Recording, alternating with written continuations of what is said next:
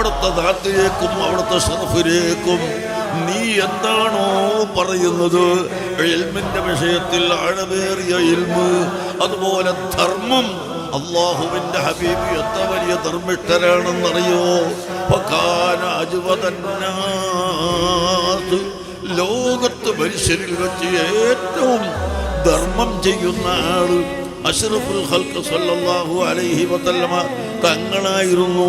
ഫകാന അജ്വദ മിനർ റീഹിൽ മുർസലാം.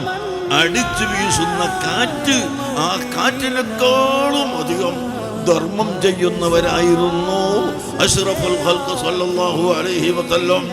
അങ്ങനെ ധർമ്മം ചെയ്യുന്നവർ, ഏറ്റവും വലിയ ഇൽമുള്ളവർ, ഏറ്റവും വലിയ ബുദ്ധിയുള്ളവർ, ഏറ്റവും വലിയ തന്റേടമുള്ളവർ, ഏറ്റവും വലിയ ഭംഗിയുള്ളവർ.